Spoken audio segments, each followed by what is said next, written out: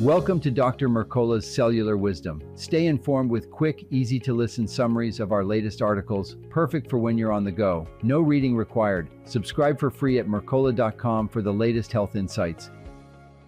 Hello, and welcome to Dr. Mercola's Cellular Wisdom. I'm Ethan Foster, and today we're looking into a health concern that's becoming more widely recognized: electromagnetic radiation syndrome, often called EMR syndrome. This term describes the range of symptoms people experience from electromagnetic fields, or EMFs. Joining me is my co-host, Ilara Sky, who shares a passion for understanding natural health approaches. Thanks for being here, Ilara. Thank you, Ethan. I'm looking forward to talking about EMR syndrome because it highlights some urgent health questions. In the past, various names have been used: electrohypersensitivity, microwave syndrome, and even radiation sickness. But a more unified name, EMR syndrome, has gained attention. One of the main reasons this new terminology is getting traction is because it shifts the conversation from blaming individuals for being too sensitive to recognizing that wireless radiation itself may be harmful. People experience headaches, dizziness, fatigue, and other troubling reactions when exposed to everyday devices. Let's start by discussing why the name EMR syndrome matters so much. The name EMR syndrome was promoted by the One Name Project, which began in January 2024. They wanted to bring together professionals from medical and scientific fields as well as people who live with EMF-related health problems. Historically, these concerns were often dismissed, and those suffering were told it was all in their head. EMR syndrome as a term puts the emphasis back on the source, electromagnetic radiation, rather than a perceived individual weakness. Precisely. That reframing helps clarify what's happening. Now, I understand that for many, symptoms can be quite severe. Some experience intense headaches, heart palpitations, brain fog, and serious sleep disturbances whenever they're around cell towers, Wi-Fi, or smart appliances. In extreme cases, people leave urban areas or adapt their homes by using shielding materials. What have you learned about those symptoms and the struggles these individuals face? Many people with EMR syndrome report that even minimal exposure to EMFs triggers severe reactions, from unbearable headaches to incessant dizziness. In one documentary, individuals described a painful pins and needle sensation, a metallic taste in the mouth, and debilitating nausea that made it impossible to function in public spaces.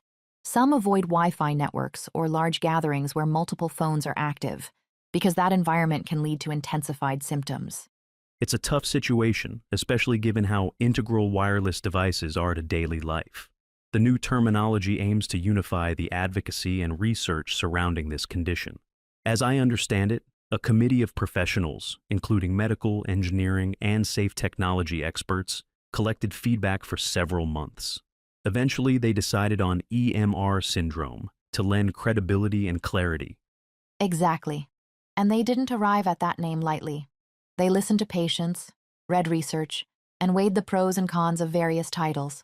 By choosing EMR syndrome, they aim to show that this condition is directly related to radiation from modern wireless technologies. They hope it will streamline research efforts, provide a basis for medical diagnosis, and prompt policy changes around technology use. That's an important development. Now, most of us rely on wireless devices. We use smartphones, tablets, laptops, and live among Wi-Fi routers, cell towers, smart meters. But the research behind EMFs has raised some red flags for years. There's evidence suggesting EMFs can damage mitochondria, create oxidative stress, and possibly contribute to chronic disease. Let's talk about the mechanism behind why EMFs can be dangerous.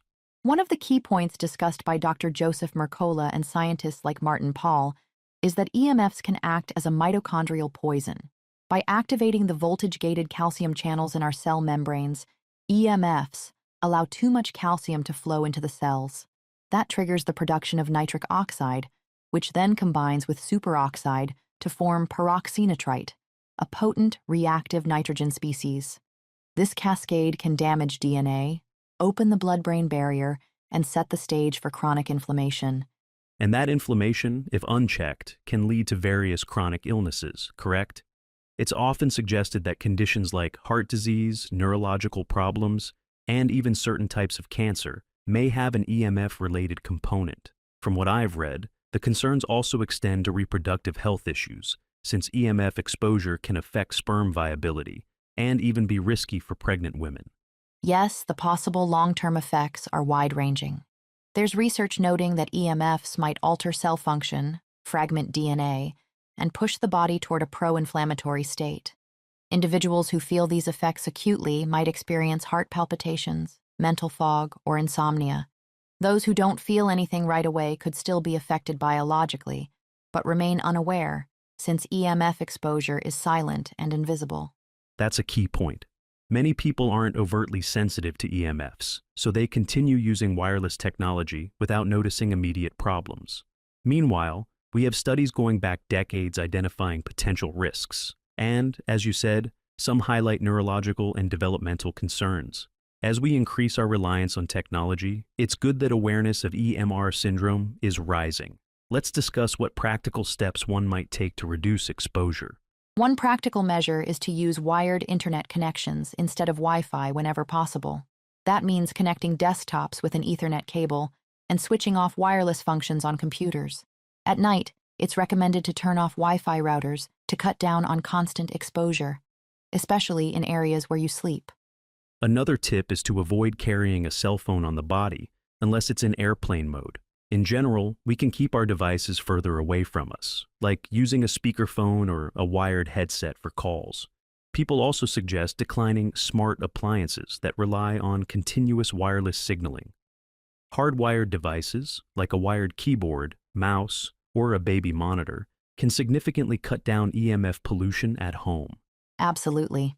Some even go so far as to turn off the electricity in their bedroom at night to reduce the electric fields coming from wiring. Others replace fluorescent lighting and keep microwaves or induction stoves out of their homes, citing these devices as significant EMF sources. While these steps might seem drastic to some, they can make a real difference for those who are highly sensitive. Let's pivot to the idea of potential policy changes. By naming it EMR syndrome, advocates aim to influence not just individual behavior, but also governmental and industry standards. They want safer technology designs, better regulations on how towers are placed, and a recognition that chronic EMF exposure has real health consequences. That's correct. It's a collective effort. Changing the terminology to EMR syndrome is part of a broader move for public awareness.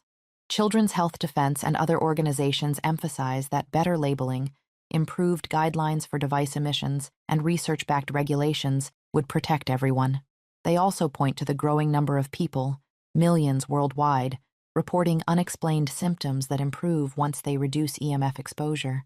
Understanding that some people are more sensitive than others is crucial. In documentaries like Wi-Fi Refugees, individuals describe how random waves of pain or dizziness started after too much EMF exposure. Some were previously healthy until an intense exposure event, like being near a radar beam, suddenly changed their tolerance. These stories are consistent and deserve more scientific attention. Precisely. They show that EMF sensitivity, or EMR syndrome, isn't just psychological. Professor David Carpenter's work, for instance, mentions cases of military personnel who were accidentally exposed to high doses of radar, and they developed persistent symptoms afterward. These examples are not isolated. They underscore why we need more rigorous research and a unified medical definition. With more people finally acknowledging the existence of EMR syndrome, it's less about blaming sufferers for being sensitive and more about addressing the radiation itself. If we pay attention to the mechanisms, mitochondrial damage, peroxynitrite formation, DNA fragmentation, we see why this issue could be affecting people on a large scale. Exactly. And for those who want to mitigate any potential risks, even if they don't sense immediate symptoms, the main strategies involve reducing overall exposure. Hardwiring internet connections, disabling Wi-Fi at night, refusing smart meters if possible, and limiting time on cell phones are all recommended. These steps not only help those who already feel symptoms, but also act as preventive measures for everyone else. Some listeners might wonder if all this is overstated, but when you think about how many wireless signals bombard us daily, it's not a small factor. And we know that significant medical bodies have classified cell phone radiation as a possible carcinogen. That alone should prompt a careful approach, especially given how deeply woven wireless tech is into modern life. And that's exactly what Dr. Mercola and others are aiming to do: present the evidence so people can make informed decisions. Whether or not someone is visibly affected right now, long-term consequences could still emerge. I appreciate the clarity you've brought to this discussion, Ilara. Before we conclude, let's summarize the main points. EMR syndrome is the term that unifies various labels for EMF sensitivity. Individuals report symptoms like headaches, heart issues, brain fog, dizziness, and more. Research points to mechanisms involving mitochondrial damage and DNA fragmentation. Finally, practical steps to reduce exposure can benefit both those with symptoms and those looking to protect themselves. That's an excellent summary. With EMR syndrome receiving greater recognition, the conversation is moving away from dismissing individuals and toward addressing the reality of wireless radiation's impact on health. As more people learn about this condition, we can hope to see changes in technology design and public policy that balance connectivity with well-being. Thank you for joining us, Ilara, and thanks to everyone listening for tuning in to Dr. Mercola's Cellular Wisdom. We value your time and hope you found this episode informative.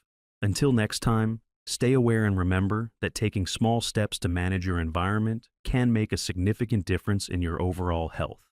Thank you, Ethan. And thanks to our listeners for being open to this important conversation.